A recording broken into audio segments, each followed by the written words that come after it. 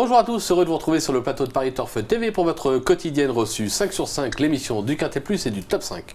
Pour m'accompagner aujourd'hui, j'ai le plaisir de recevoir Laurent Notariani. Bonjour Laurent. Bonjour Philippe, bonjour à tous. Laurent, direction Saint-Malo, ce mercredi avec la 8e étape du JNT, recul de 25 mètres et de 50 mètres sera son importance, c'est un 2950 mètres à la base, une très belle épreuve avec de très bons chevaux au départ. Comme à l'accoutumée, en général, l'étape de Saint-Malo est toujours très intéressante à suivre avec des concurrents de classe. Donc 3 poteaux de départ, vous l'avez dit, de 2950 mètres à 3000 mètres. Ce sera compliqué pour les 3 partants malheureusement qui sont au 3e échelon. Mais c'est au 2e échelon que je pense que se situent les meilleures chances. C'est assez clair. On écoute votre sélection tout de suite Laurent. Donc en pole position le 15 Aubryon du Gers, le 14 Val-Royal ensuite, le 6 Unero Montaval, le 12 Un Diamant d'Amour, le 4 Attila du Gabereau, le 10 Topaz Jeff, l'As Boeing du Bocage et enfin le 8 Vanille du Dollar. Allez, on rebondit sur votre favori numéro 15, Aubryon du Gers. Cheval qui n'a plus à faire la preuve de ses qualités. On va se souvenir qu'il s'est notamment imposé dans l'épreuve du GNT à la Capelle en mai dernier. On va le voir.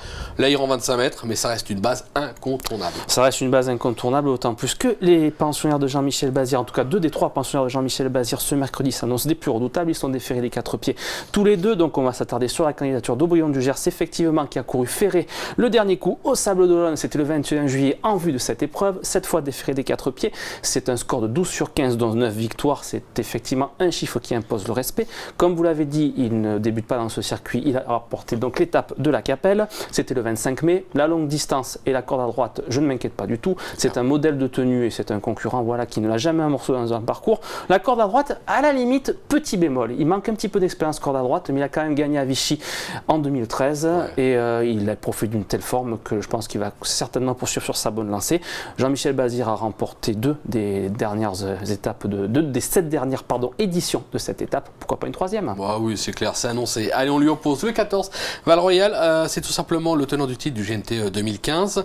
Il s'était classé notamment 2e de cette étape. Tout à fait. Sa récente prestation au Sable d'Olonne va lui avoir été bénéfique obligatoirement. On s'en méfie, logique. Ça va lui être bénéfique, d'autant plus qu'il s'agissait de sa reprise de contact et qu'il était ferré. Cette fois, il sera lui aussi déféré des 4 pieds. Un score de 13 sur 18 dans cet uniforme, dont 5 victoires. Alexandre Abrivard est appelé en renfort. On sait maintenant qu'Alexandre Abrivard, lorsqu'il supplée Jean-Michel Bazir dans des courses où il est plusieurs fois représenté, c'est toujours très bien, ça vise toujours juste. Donc vous l'avez dit, Saint-Malo, lui, il connaît, il a déjà conclu 2e de cette épreuve et c'était en rendant 25 mètres, c'était l'année dernière. Je pense que cette fois, ça ne devrait pas taper loin non plus. Au papier, c'est vraiment deux premières choses, ce 15 et ce 14. Je tiens à préciser qu'à main droite, il est largement plus confirmé qu'Aubryon du Gers. C'était important de le préciser. On passe au 6, Unero Montaval. Ses moyens sont sûrs, il s'est classé 2e de l'étape bordelaise en avril dernier. Il vient de se changer les idées sur l'herbe. En tête, c'est une première chance. Unero Montaval, effectivement, on va se rappeler effectivement de sa très belle prestation dans l'étape bordelaise du GNT, c'était vraiment très bien. Après, il avait un petit peu joué de malchance à Enghien dans le prix de l'Opéra. Ensuite, à Bernay, c'était sur l'herbe. Je pense que c'était une épreuve justement qui était faite pour le préparer en vue de cette épreuve. En plus, comparé à mes 2 favoris, lui, il va s'élancer au premier échelon. Il sera lui aussi, je crois, déféré des 4 pieds. David Thomain, qui l'a déjà amené à 2 reprises à la victoire, est appelé en renfort.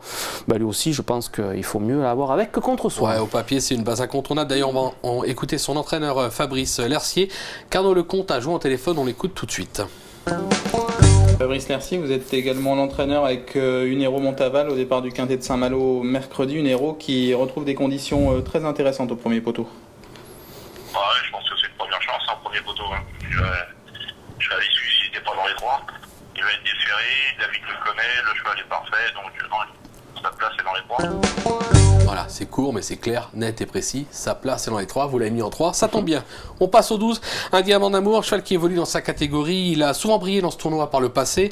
Sa récente prestation à Vichy parle pour lui. Là aussi, on va s'en méfier, même s'il doit rendre les maîtres. Effectivement, Un Diamant d'Amour, on va s'en méfier, donc présenté par Charles-Antoine Marie. Et ce qu'il y a de bien, c'est donc monsieur Éric Raffin, qui est un de ses drivers fétiches, qui est appelé en renfort cette fois. On va toujours parler en score 12 sur 18 avec monsieur Raffin, c'est quand même pas mal. La dernière fois, donc, c'était le Grand Prix du Conseil municipal de Vichy et franchement, il m'a fait plaisir parce qu'il s'est rappelé notre bon souvenir. Il a conclu 3e à plus de 80 contre 1, prouvant qu'il donc maintenant il a retrouvé la forme. Je pense qu'il va continuer de rassurer. C'est un très bon droitier lui aussi et au second échelon, il ne faut pas l'écarter. Non, on ne peut pas l'écarter. Peut-être pas pour la victoire, mais pour une place. On va voir justement ce qu'en pense Charles-Antoine Marie. Carnot Lecomte a joint également au téléphone. On l'écoute. Charles-Marie, on vous retrouve dans le GNT avec un diamant d'amour, un diamant qui reste sur une belle prestation à Vichy début juillet. Ouais, voilà, il y a eu quand même mes 3 favoris qui étaient au galop. Faut pas l'oublier, mais bon, il aurait pu gagner en n'ayant pas le dos de Nisobali, il aurait pu gagner. L'an dernier, on l'avait vu dans le GNT, il partait alors en tête. Ouais, voilà, hein, il a pris des gains, il a bien bossé l'année dernière. En 25, c'est dur, donc faudra un bon parcours. Le seul devrait faire l'arrivée parce que ça n'a pas l'air d'être un GNT non plus démesuré niveau qualité, mais il faudra le parcours pour être dans les 5. Le profil de Saint-Malo devrait lui convenir. Aucun souci. Bon, avec Eric Raffin, déféré des 4 pieds, on peut l'envisager à quelle place, Charles? Bon, pour moi, il peut être 3e. Ah, 3e. Bon, on dirait plus 4e, parce que nous, on l'a donné en 4. Donc 4e, hein. Tout à fait, c'est clair et c'est concis. Il faut préciser en plus qu'un diamant d'amour, il peut que se placer, il n'a jamais gagné à main droite pour l'instant. Bon, bah voilà, donc voilà. c'est 4e et c'est pas autrement. Ok. Bon, le 4, Attila du Gabereau. Cheval qui n'est pas tous les jours, mais le potentiel est là. Il s'est classé 2e de l'étape à Reims en juin dernier. Lui aussi est bien engagé en tête. On va s'en méfier. Là encore, c'est plus pour une place que pour la victoire, on est d'accord. Ben, c'est quand même assez ouvert effectivement pour les places après les 2-3 bases, avec les 2 bases réunies au Montaval. Le truc avec lui, voilà, c'est que c'est pas un cheval qui répète toujours sa meilleure valeur. C'était très bien à Reims, il concluait 2e. Après à Feur, c'était un peu décevant. Mathieu Abrivard, son entraîneur, l'a d'ailleurs reconnu. C'est un concurrent qui possède évidemment des moyens à condition qu'il soit bien luné, qu'il soit dans un bon jour. Il brille à hauteur de 80% lorsqu'il est déféré des 4 pieds. Maintenant, voilà, Reims, c'est un parcours qui est un petit peu plus facile que Saint-Malo. Saint-Malo est un peu plus sélectif. Maintenant, voilà, il est bien placé au premier échelon. Il fait partie des nombreux concurrents pour les accessites. Ouais, on va s'en méfier, on peut pas les écarter, on l'a compris, on a 3 bases quand même très très solides derrière. On n'hésite pas, on ouvre un petit peu le jeu. Merci Laurent pour toutes ces informations. On se quitte avec une pépite, un gagnant plutôt, une gagnante dans la 6e. Une gagnante, donc, enfin une gagnante, espérons-le. Elle porte le nom de toute façon qu'il faut. Elle s'appelle Baraka Danlou, elle portera le numéro 7. Elle représentera le redoutable tandem Johan Le Bourgeois, Philippe Allaire. On va pas s'étaler sur le superbe week-end que Monsieur Allaire a réalisé à Anguin avec les 2 ans et avec Dawana. Lui, s'il m'a fait plaisir dans le prix Fandango récemment à Cabourg, autre montée, il a bien gagné en étant déféré des postérieurs, ce qui sera de nouveau le cas ce mercredi. C'est un concurrent qui n'est certes pas de tous les jours, mais qui a vraiment encore un beau potentiel. Pardon, une concurrente, excusez-moi, qui possède un sacré potentiel autre montée, d'autant plus que la dernière fois à Cabourg, c'était sa première sortie à main droite. Elle n'a pas déçu, elle a gagné.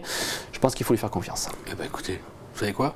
On va lui faire confiance. La Baraka. Voilà, c'est dit, c'est fait.